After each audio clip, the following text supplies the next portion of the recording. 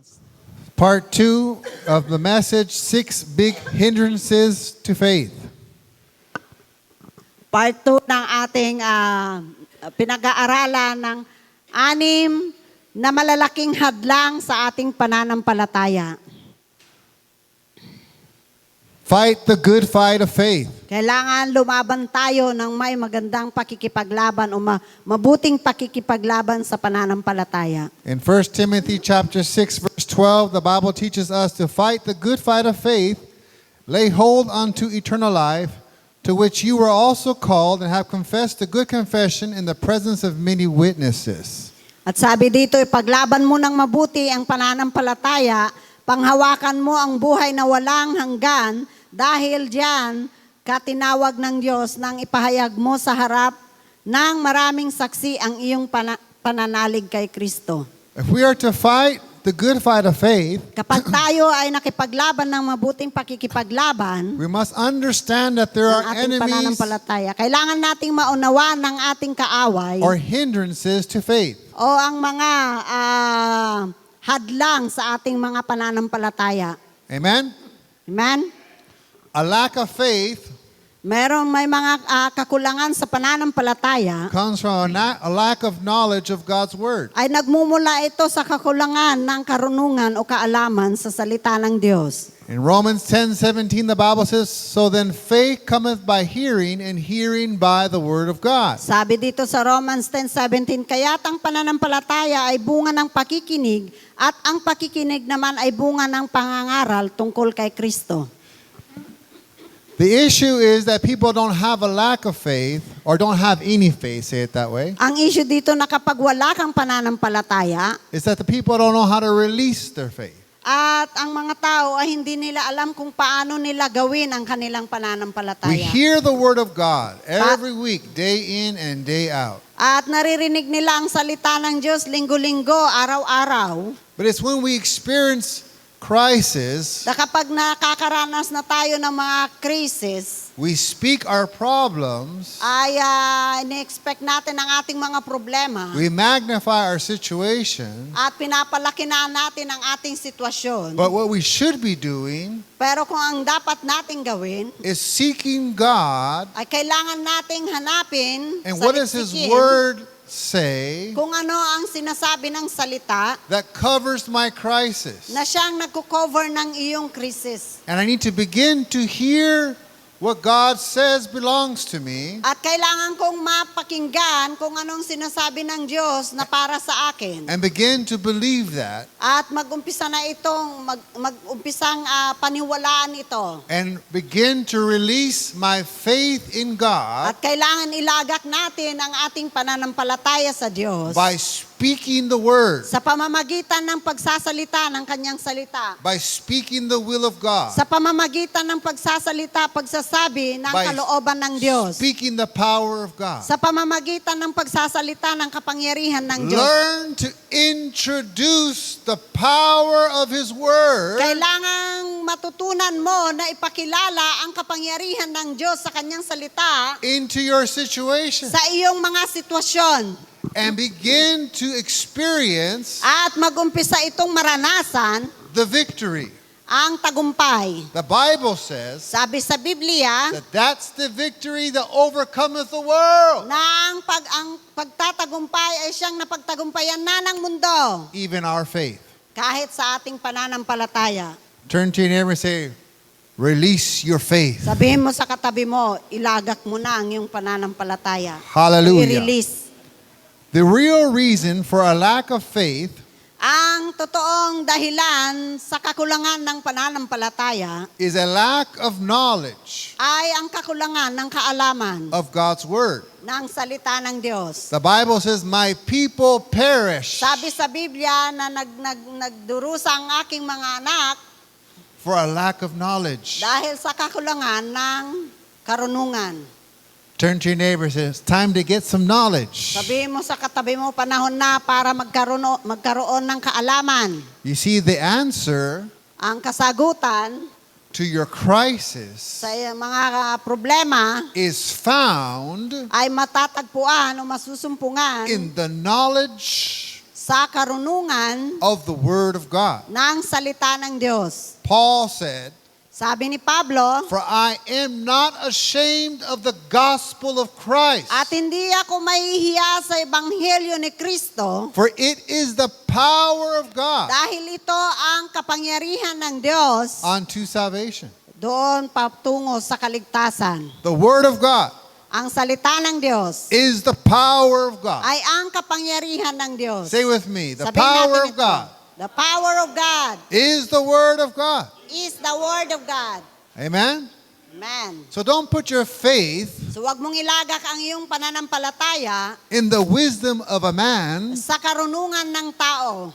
that does not compare Ito ay hindi kailanman maikukumpara to the wisdom of God. doon sa karunungan ng Diyos. It does not even compare on the same level. Ni hindi man ito maikukumpara sa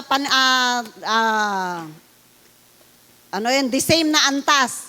Parehong antas. Man will say, you can only do this Ang tao masasabi, ito lang ang magagawa mo. because you are limited in your resources. Dahil ikaw ay limited, may limitasyon ang iyong mga pinagkakitaan. Maybe you're limited pinanggagalingan ng in income. Maaring ito ay limited doon sa iyong income. Maybe you're limited in education. Na maaring may limitado ito sa iyong edukasyon. Or there's some physical limit on your life. O merong may mga pisikal na limitasyon sa iyong buhay. The wisdom of man will say, Ang karunungan ng tao ay sasabihin ito, you are limited. ikaw ay limitado. You can only go so far. At ito lang, hanggang dyan ka lang makakarating. But the wisdom of God, Pero ang karunungan ng Diyos, the wisdom of God, ang karunungan ng Diyos, the power of God, ang kapangyarihan ng Diyos, there is no limit. ay wala itong limitasyon.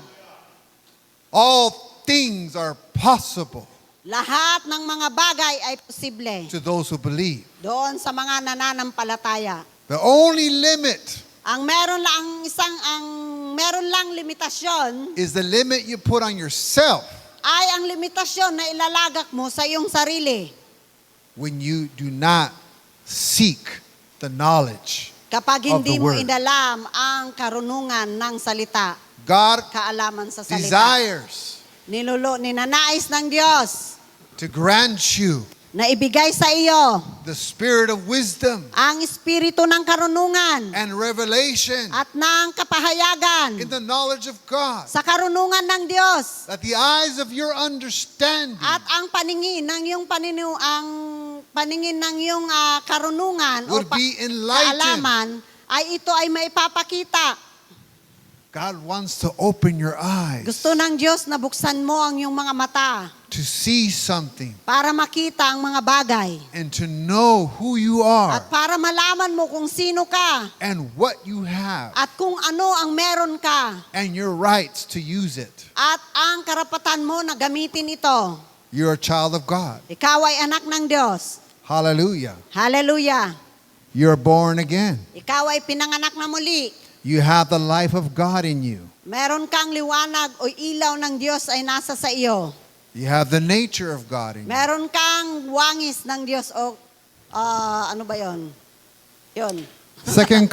So let's review hindrance number 1 Reviewin natin ang unang hadlang to your faith sa iyong pananampalataya is a lack of understanding regarding that you are a new creation. ay ang kaalaman o ang kakulangan ng kaalaman patungkol dito na ikaw ay isang bago ng nilalang. 2 Corinthians chapter 5 verse 7. 2 Corinthians 5:7.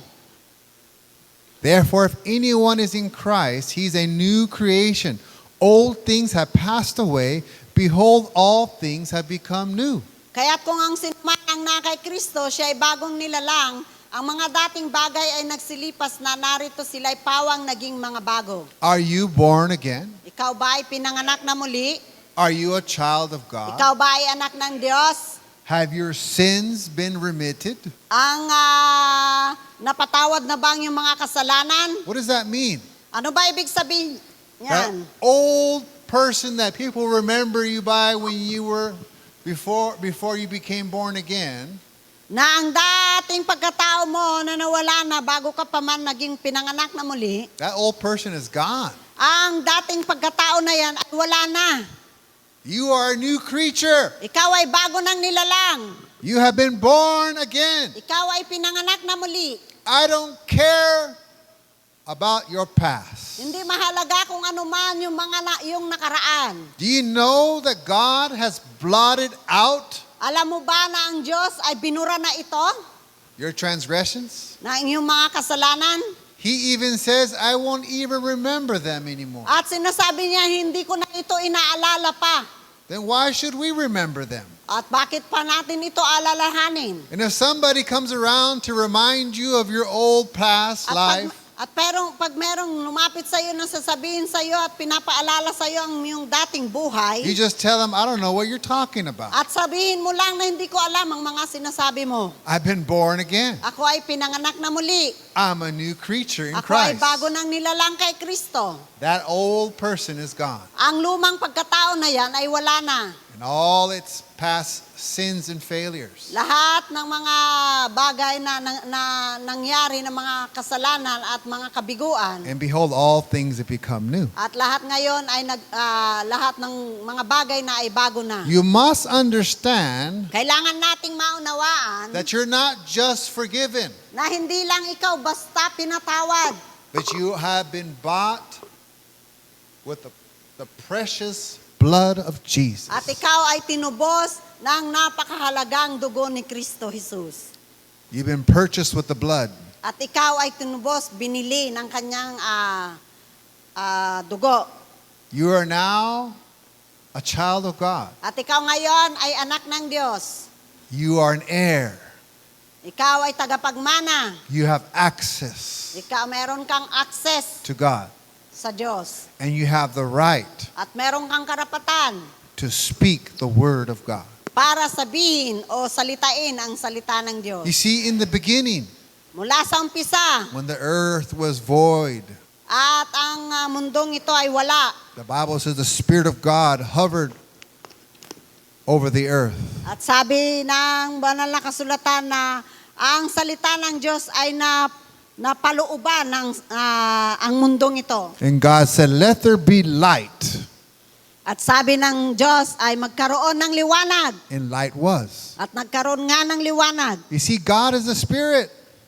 Makikita natin dito na ang Diyos ay espiritu. You are a spirit. Ikaw din ay espiritu. You have a soul. Meron kang kaluluwa And you live in a human body. at nananahan ka sa iyong katawang. You are a Pagkatao. speaking spirit. Ikaw ay nagsasalitang espiritu. Just in the same class as God. Nakatulad din ng sa Diyos. When God says something, Nung nagsabi ang Diyos ng isang bagay, things begin to take place. at mayroon nangyari mga bagay. So just think about that for a moment. Isipin natin ngayon mga kapatid. If you will begin to speak what God says in His Word belongs to you, Kapag nagsalita ka at sabihin mo kung anong sinabi ng Diyos na ang salita niya ay para sa iyo. and you would give voice to your faith, At isasabihin mo ito and begin to speak the truth of the At- Word of God, at salitain mo ang katotohanan sa salita ng Diyos. things will begin to happen. At ang mga bagay ay may mga mangyayari na mga Hallelujah. bagay. Hallelujah. We have the divine nature of God. Meron tayong mga We have the divine nature of God. divine nature of God. Amen. Keep moving. We have the life of God. Meron tayong buhay ng Diyos. Amen. Amen?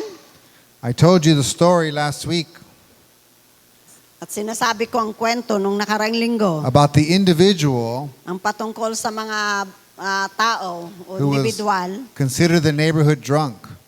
na ang taong ito ay consider na siya ay lasenggero. He received Jesus as his personal Lord and Savior. At tinanggap niya si Jesus na kanyang personal na tagapagligtas at Panginoon. He was born again, Siya ay pinanganak na muli. and he experienced this new birth. At naranasan niya ang pinanganak na muli. And we prayed for him, at ipinalangin ko siya and the Lord healed him of an injury in his wrist. at pinagaling siya ng Diyos sa kanyang injury. He was sa kanyang excited. kamay. About what God was doing. God saved him, At siya ay excited kung anong ginagawa ng Diyos sa kanya at siya iniligtas ng Diyos. he was born again. Siya ay pinanganak na muli. Old things are passed away. Lahat ng mga bagay na luma ay wala na. And behold, all things have become new. At ang mga bago ay dumating. Amen? Naging bago na. And he was Amen? excited. At siya ay excited. He was telling everybody, I'm with Pastor. At sinasabi niya sa lahat, ako ay kasama ko si Pastor. I'm with the church. At kasama ko, doon ako sa simbahan. I'm with the Lord now. Ako ay nasa Panginoon na. And everybody mocked him. At lahat ay kinutya siya. Ah, come on. You're the neighborhood drunk. Ikaw ay kilalang lasinggero. He got discouraged. At siya ay na-discourage. He began to believe them At nagumpisa siya ngayong paniwalaan sila over what the Word of God says. kesa sa doon sa kung anong sinabi ng Diyos. And he's no longer in church. At wala na siya ngayon sa simbahan.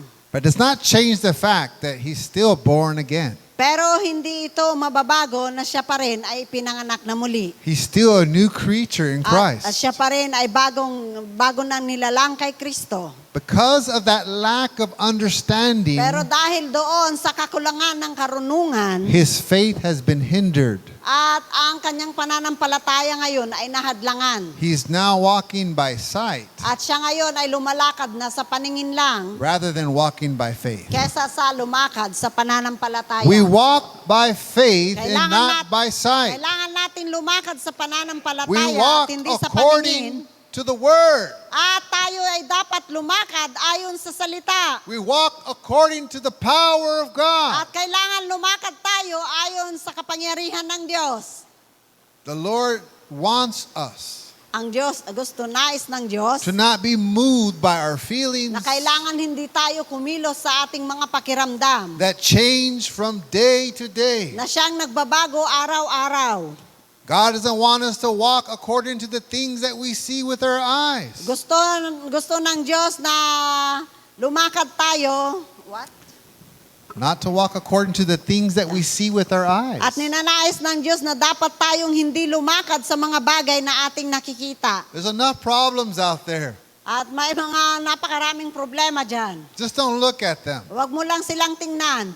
Look at the Word. Tumingin ka sa salita. The answer's in the Word. At ang kasagutan ay nasa salita. If you will learn to hear At kung matuto ka lang na pakinggan ito, what God has promised you, kung ano ang pinangako ng Diyos sa'yo, God promises you victory. ipinangako ng Diyos sa'yo ay ang pagtatagumpay. God promises you strength. Ipinangako ng Diyos sa'yo ang kalakasan. God promises you health. Ipinangako ng Diyos sa'yo ang magandang kalusugan. He promises to prosper your life. Ipinangako ng Diyos sa'yo na ikaw ay pagpalain na He maging says He will masagana. never leave you. At sinabi niya na hindi ka niya kailanman iiwan. He will never forsake your At hindi life. ka niya pababayaan sa iyong buhay. He will supply all your needs. At ibibigay niya lahat ng iyong mga pangangailangan. He will take care of your life. At ibibigay niya lahat ang buhay mo. There's no problem Walang problema that God does not have an answer to. na ang Diyos ay wala ito, na hindi ito, walang kasagutan. I'll say that again. There's no problem Sasabihin kong ito na walang anumang problema that God does not have an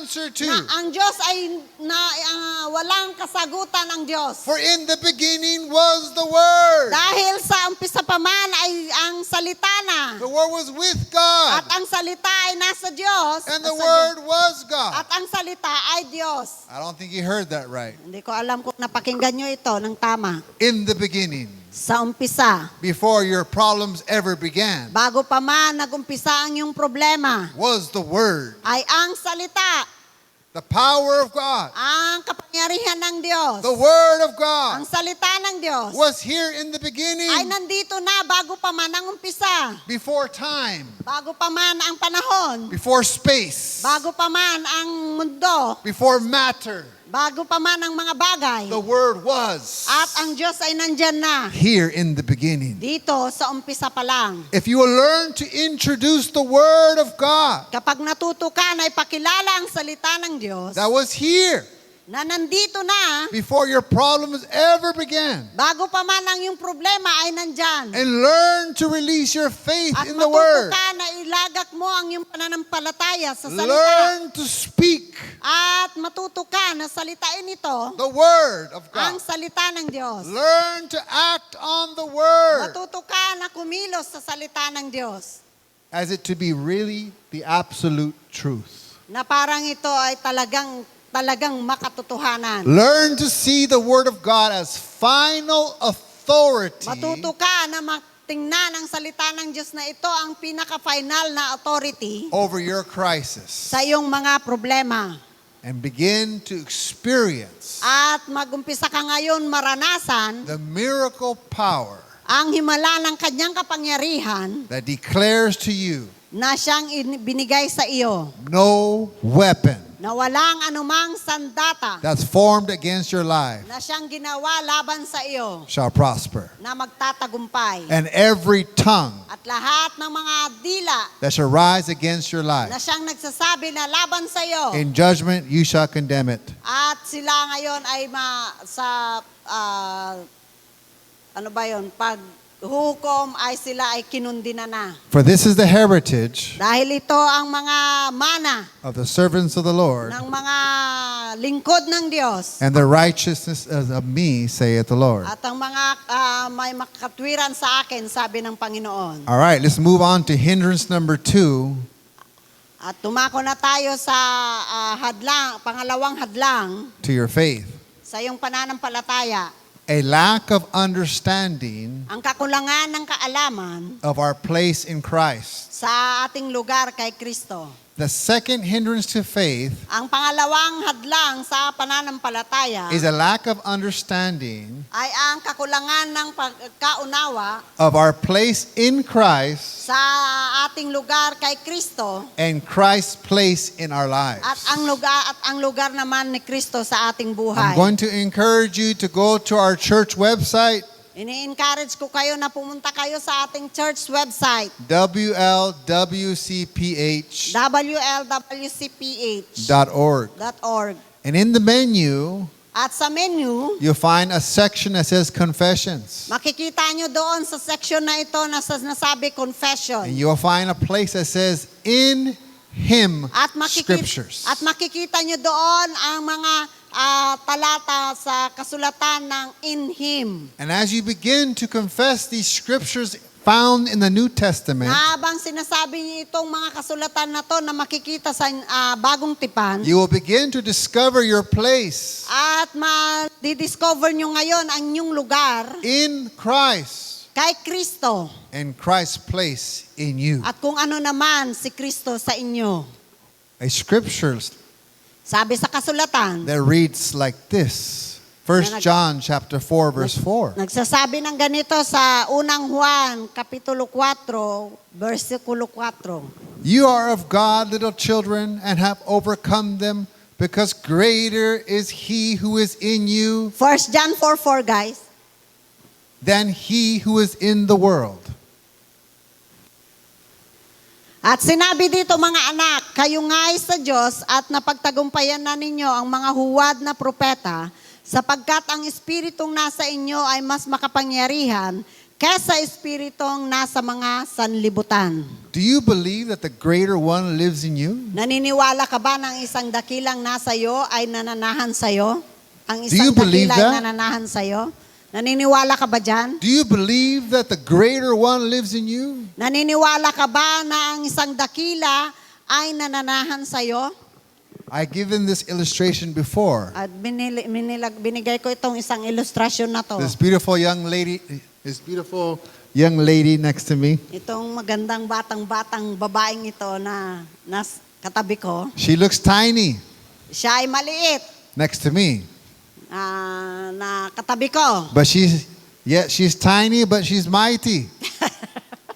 Pero siya maliit, pero siya matapang. On the inside, Loob niya, she's greater than me, siya ay mas malaki kaysa sa akin. even though I'm larger on the Kahit outside. ako ay mas malaki sa paningin. So there's no situation So walang anumang sitwasyon that you face in life na kinakaharap mo sa buhay that is greater na mas dakila o mas malaki than the one who's greater in you. kesa sa isang dakila na nasa sa iyo. Did you hear what I said? Narinig niyo ba mga kapatid?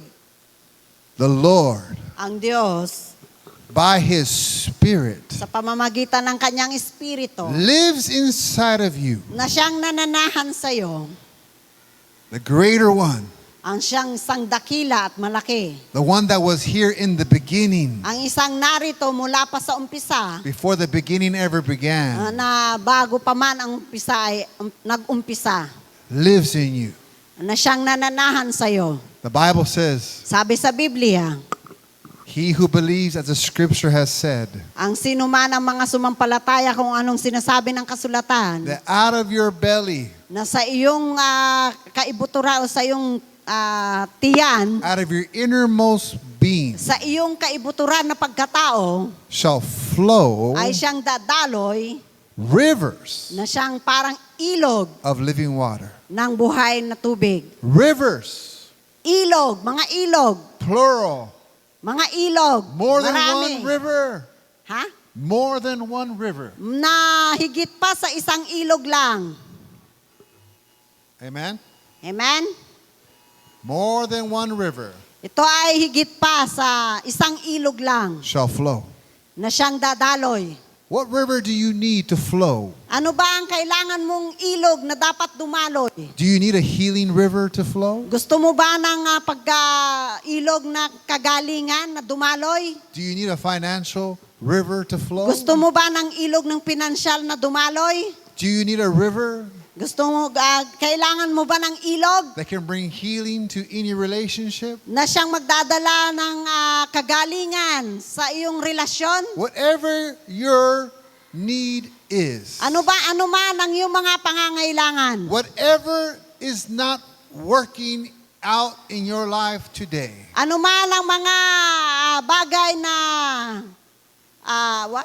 whatever is not working out in your life today, Ano man ang mga bagay na hindi nagaganap sa iyong buhay ngayon? whatever seems to be dead and lifeless in your life, Ano man ang mga bagay na patay na at parang mga walang buhay sa iyong buhay? when this river begins to flow, Kapag ang ilog na ito ay nagumpisang dumaloy, it will bring life. ito ay magbibigay ng buhay. Jesus said it, Sabi ni Jesus yan. I've come to bring you life, Sinabi ni Jesus na bumarito ako para bigyan ka ng buhay and life more abundantly. at buhay na mas masagana. Give God a shout of praise. Purihin natin ang Panginoon, mga kapatid.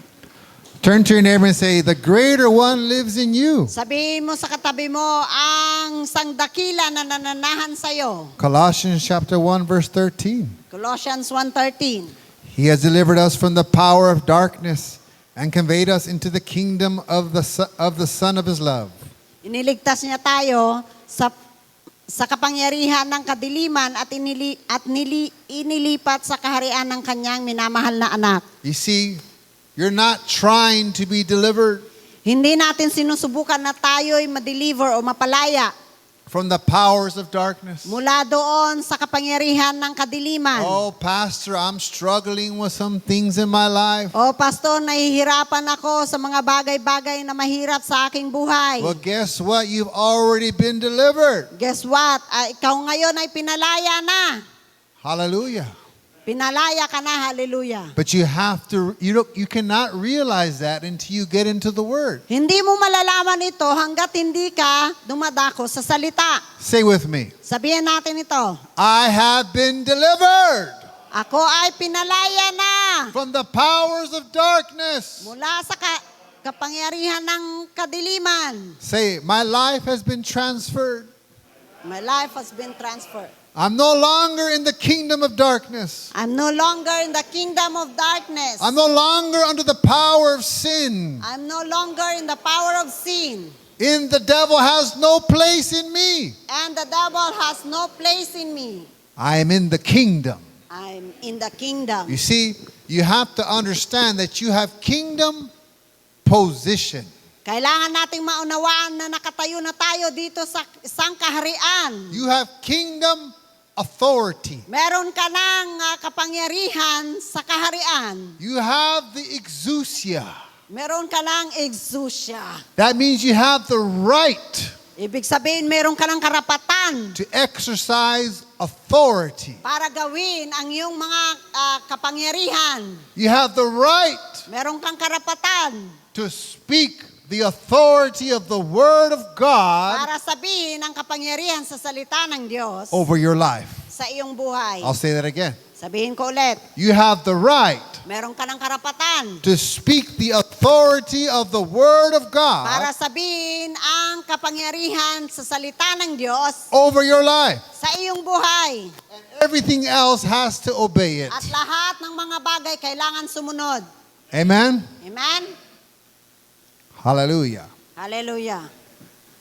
There's a scripture that I want to take straight from the website. Sa salita ng Diyos ay nandoon sa website natin, Here's one nakasulat. scripture, Romans 3:24. Sa Romans 3:24.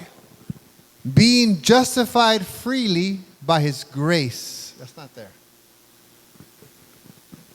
Just read it. Ha? Being justified freely by His grace. But no, Tagalog. Try your best. Bilang isang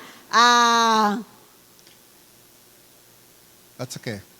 Being justified freely by His grace through the redemption that is in Christ Jesus. If you read something like that, you can simply say, my life is justified through the redemption that is in Christ Jesus. Are you in Christ Jesus? Are you born again? Then you can speak scriptures like this and say, my life is justified freely by the grace, by His grace through the redemption that is in Christ Jesus. Here's another scripture, Romans 8:1 and 2. There is therefore now no condemnation to those who are in Christ Jesus. Are you in Christ Jesus? Ikaw ba ay na kay Kristo? The Bible says there's no condemnation. Sabi dito sa Biblia na wala nang anumang hatol. If you're feeling condemned, Kapag ikaw ay nararamdaman mong ikaw ay hinatulan because of something you said or did, dahil sa isang bagay na sinabi mo o ginawa mo, speak to that feeling at kausapin mo ang pakiramdam na ito. and tell it there's no condemnation At sabihin mo, wala nang anumang paghatol. because I'm in Christ Jesus. Dahil ako na ay na kay Kristo. Here's another one, Ito pa, Romans 12:5. Romans 12:5. So we being many are one body in Christ and individually members of one another. I can say I am a member of the body of Christ. At masasabi mo na ako ay membro na ng katawan ni Kristo. Say with me, I'm a member of the body of Christ. Sabihin natin, I am member of the body of Christ. Amen. Amen. I love this one. The Bible says, in Him. Sabi dito sa Biblia, sa Kanya. In Him. Sa Kanya. Are you in Him? Ikaw ba ay nasa Kanya? Say with me, I'm in Him. Sabihin natin, I'm in Him. I'm a member. Ako ay miyembro. Amen. You Amen. find a scripture that tells you, Sa kasulatan ay nagsasabi sa iyo, in Him we move sa Kanya ay tayo ay kikilos. and live At tayo ay mamumuhay. and have our being. At tayo ay merong buhay. You see, it's important that you confess these scriptures Napaka-importante na kailangan nating sabihin ang because you begin kasulatan. to discover who you are At malalaman mo ngayon kung sino ka in Him sa Kanya. and His place in you. At kung ano ang lugar niya sa iyo. I heard a story of a lady Narinig ko ang kwento ng isang babae who was born again. na siyang pinanganak na muli. She went to school, she studied theology, At pumunta siya sa school at nag-aral siya ng theology, Theology. and she went to seminary school. At pumunta siya sa school, seminary school. She was very educated At in, siya ay talagang may pinag-aralan. in the study of the Word of God. At pinag-aralan niya ang salita ng Diyos. Yet she did not know who she was in Christ. Pero hindi niya kilala kung sino siya kay Kristo. When she began to speak what God says who she was, Nung nagumpisa siyang sabihin kung anong sinabi ng Diyos na kung sino siya and who Christ is in her, at kung sino si Kristo sa kanya, she began to tell people, at nagumpisa siya ngayon sabihin sa mga tao. I feel like I'm born again. At sabi niya, parang pakiramdam ko na ako'y ipinanganak na muli-muli. The fact is, she was already born again. Pero ang katotohanan, siya ay pinanganak na muli talaga. But her eyes were open to see Pero ang kanyang mga mata ay nabuksan para makita what she had already possessed. kung ano yung talagang meron na siya. She's in Christ. At siya ay na kay Kristo. She's a member of His body. Siya ay membro na ng kanyang katawan. She began to speak At nagumpisa na siya ngayong sabihin what the Bible says about her. kung ano ang sinasabi ng Biblia patungkol sa kanya. And not only did she speak it, Hindi niya lang ito sinasabi. she walked in the truth of it. At siya ay lumakad sa katotohanan dito. And she began to experience At nagumpisa siya ngayong maranasan freedom. ang freedom, ang kalayaan. So again, my encouragement to you is to go to our website and begin to confess those scriptures on a daily basis. So na-encourage ko kayo na pumunta kayo sa website at tingnan nyo yung In Him. In Him scriptures. May 3 guhit doon sa left side, sa taas. Pag clinic nyo yun, drop down, makikita nyo In Him. Basahin nyo yung mga scriptures doon. Under the confession area. So number 3 hindrance.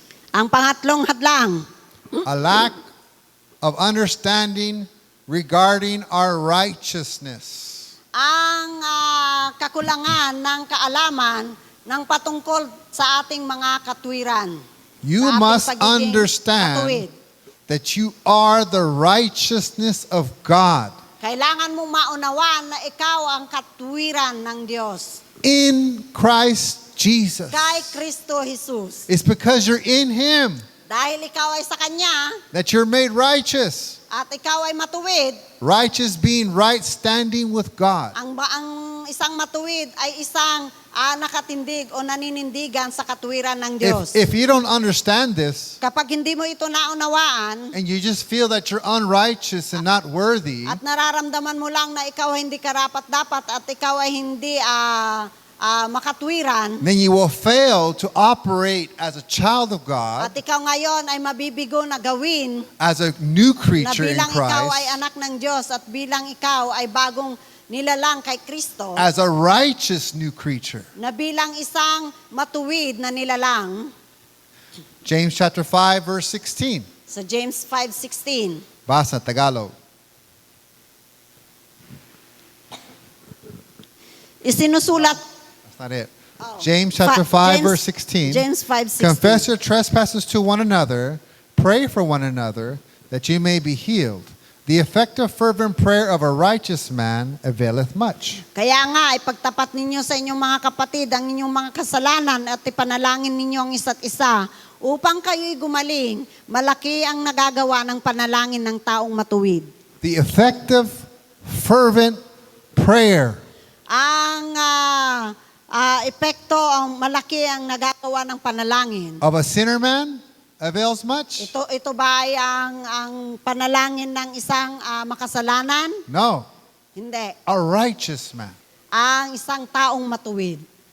A righteous man falls down 7 times and still gets back up again. Natutumba o nabubuwal ang isang matuwid na tao, pero siya pa rin ay nakakabangon. You are no longer a sinner. Ikaw ay hindi na makasalanan. You have been born again. Ikaw ay ipinanganak na muli. You are a new creature Ikaw ay bago nang nilalang in Christ. kay Kristo. You have been made righteous. Ikaw ay ginawa ng matuwid.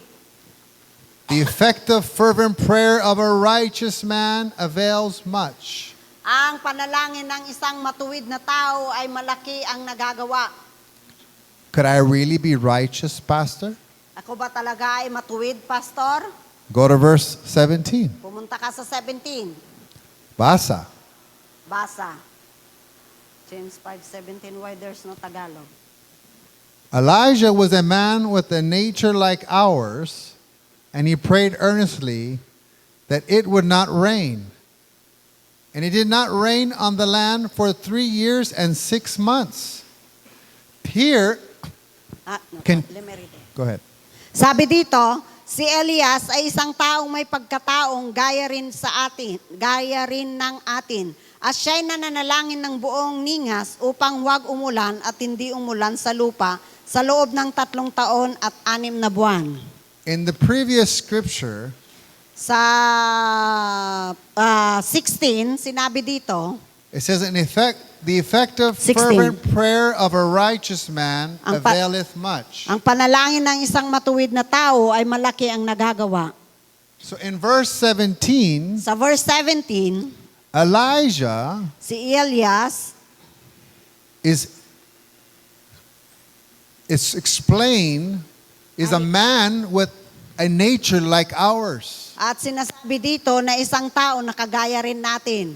Look, when he prayed, Tingnan nyo kung anong yung pinanalangin niya. it would not rain, and it did not rain for 3 years and Ipin- 6 months. Ipananalangin niya na huwag umulan at hindi nga umulan ng 3 taon at 6 na buwan. He gives Elijah to be the example of a righteous man. At ipinakita dito bilang isang halimbawa si Elias na bilang isang matuwid na tao. You see, Elijah had his highs and he had his lows. At si Elias ay meron siyang mga magagandang, mabuting bagay at meron din mga hindi magagandang bagay. Elijah challenged 400 prophets of Baal. At si Elias ay challenge niya ngayon ang mga 40 propeta ni Baal. He said, you call on your God, At sabi niya, sige, tumawag ka sa Diyos mo and I will call on my God. at tatawag ako sa Diyos ko. And the God who answers by fire. At kung sino man ang Diyos na sasagot sa Is the pamamagitan real ng God. apoy, ang siyang tunay na Diyos. We know the story. At alam natin ang kwento. The real God answered by fire. Ang totoong Diyos ay sumagot sa pamamagitan Elijah ng apoy. had his high points. At si Elias ay meron siya ngayon doon sa puntos na mataas. Verse 17, Elijah was a man with a nature like ours. Sa verse 17 dito, si Elias ay isang tao na ang kanyang wangis ay kapareho rin natin. He has the same weaknesses, At meron din siyang katulad ng kahinaan. the same Katulad struggles. natin, na ang katulad ng paghihirap natin. Even Elijah, At kahit si Elias, when his life was threatened by Jezebel, noong trineten siya, ang buhay niya ay trineten ni Jezebel, he cowered in fear. at siya ay natakot.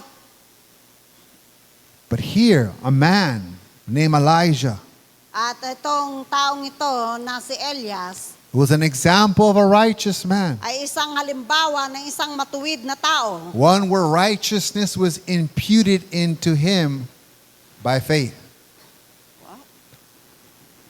Now think of this man Elijah, Na isipin natin itong si Elijah could be called righteous in the Old Testament. at siya ay tinawag na isang matuwid sa Then- Lumang Tipan. How much more can we be called righteous in the New Testament? At ano pa kaya kung tayo ay naging isang matuwid sa Bagong Tipan?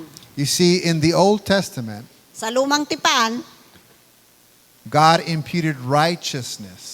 at ang Diyos ay ibinigay ang isang matuwid In the Old Testament, sa Lumang Tipan. even to individuals Kahit sa mga bawat isa, whose sins were covered by the blood of bulls and goats. na ang kanilang kasalanan ay natatakpan lang ito ng dugo ng mga baka at Hallelujah. mga kambing. But how much more us? At ano pa kaya tayo? The Bible says in 2 Corinthians chapter 5 verse 21, Sabi sa Biblia sa 2 Corinthians 5:21, for he made him who knew no sin to be sin for us, that we might become the righteousness of God in him. yaong hindi nakakikilala sa kasalanan ay kanyang inaring may sala dahil sa atin, upang tayo maging sa kanya katuwiran ng Diyos. The blood of Jesus has cleansed us from all sin. Ang dugo ni Jesus ay tayo ay hinugasan sa ating mga kasalanan. And through this new birth, we are righteous new creatures in Christ. At sa pamamagitan ng pagkamanganak na bagong pagkamanak ay tayo ngayon ay na kay Kristo. We are sons and we are daughters of the Most High. Tayo ay mga anak ng isang kataas-taasang Diyos. We stand before God this very moment Tayo ay naninindigan o tumatayo sa harapan ng Diyos sa mga sandaling ito. as though you have never sinned. What? As though you have never Na parang sinned. ikaw ay talagang hindi nagkasala. Can I show you in the Word? Pwede ko bang ipakita sa inyo sa salita? Isaiah 43 verse 25. Isaiah 43:25. I, even I, am he who blots out your transgressions for my own sake, and I will not remember your sins. Ako nga ay siyang pumapawi ng iyong... Ha? Microphone. Ako nga ay siyang pumapawi ng inyong mga pagsalangsang alang-alang sa akin at hindi ko aalalahanin ang inyong mga kasalanan. When we were born again, Nung tayo ay pinanganak na muli, our sins were remitted. ang ating mga kasalanan... What? Our sins were remitted. Ang ating mga kasalanan ay hinugas at tinanggal na. What that means is Ibig sabihin yan, our past life ang ating mga lumang buhay. stopped existing. At wag mo nang tumigil ka na parang ito ay nandiyan pa. Turn to your neighbor, look at them in the eye. Sabihin mo sa katabi mo at tingnan mo sila sa mga I mata said, nila. turn to your neighbor, look at them in the eye, Tingnan mo ang katabi mo at tingnan mo sa mga mata nila. and tell them, At sabihin mo sa kanya, your past life ang iyong dating buhay. stopped existing. Hayaan mo, wag huminto ka na nandiyan, parang nandiyan pa. Hallelujah. Turn to your neighbor and say, let go, Sabihin mo, sige na, alisin mo na. let go. Let go. Tell your neighbor, that person is gone.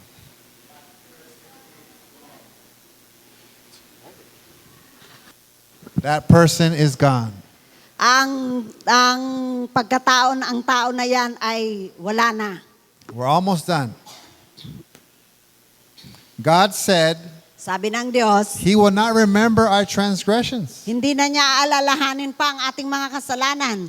Since God doesn't remember them, At dahil hindi na inalala pa ng Diyos ang ating mga pagsalangsang, why should we?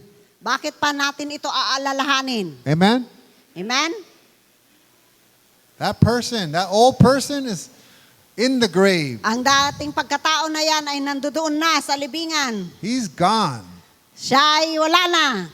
Don't go out there with your shovel and dig him out of the ground.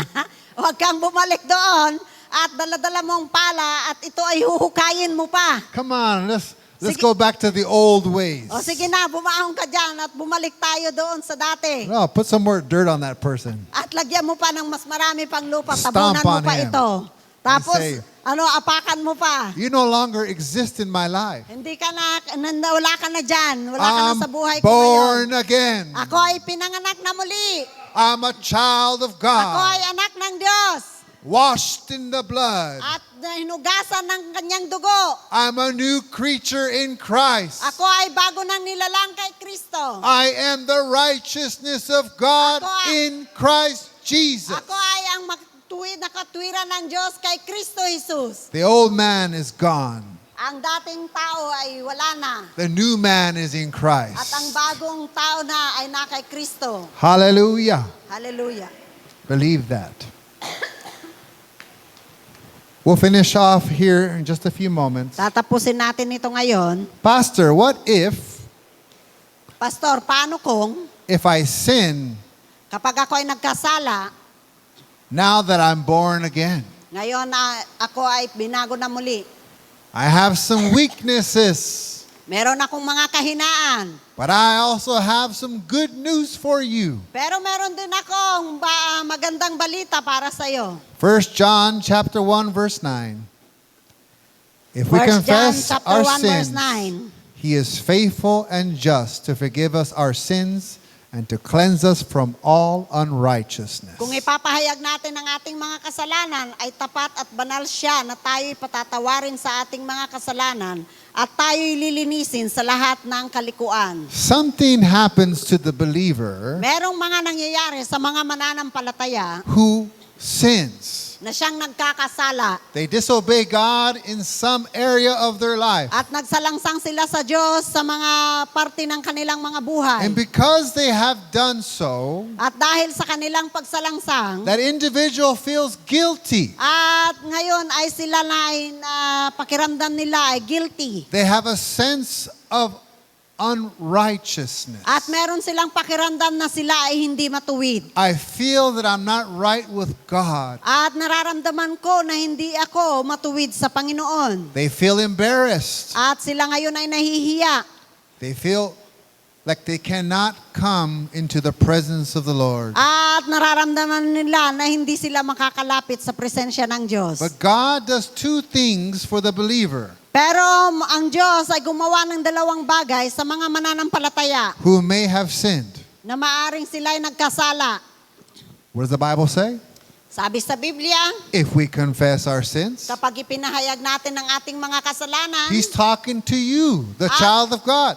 Ito ang nangungusap sa iyo na anak bilang anak He's ng not Diyos. talking to the sinner. Hindi siya nangungusap doon sa mga makasalanan. He's talking to the righteous new creation in Christ. At siya ay nangungusap doon sa mga makatwiran na muling ipinanganak kay Kristo.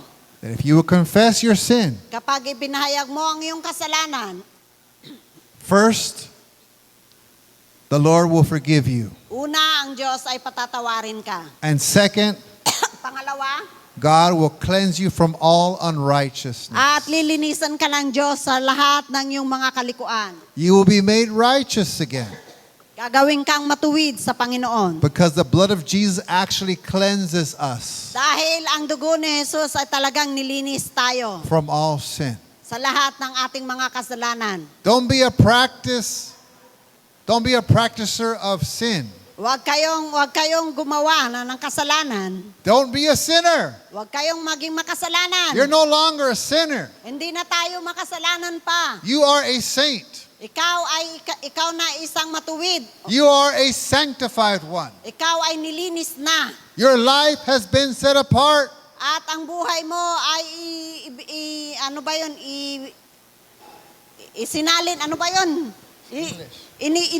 iniba. I've been set apart for a kingdom purpose. Ikaw na ay isinalin na doon para sa layunin ng kaharian. Get out of your condemnation. At umalis ka na doon sa pagkahatol. And no, God is not mad at you. At God is not mad at you. At alamin mo na ang Diyos ay hindi galit sa iyo. Have everyone stand to your feet. Tayo po'y tumayo mga kapatid. Everyone stand on your feet. Tayo po'y tumayo mga kapatid.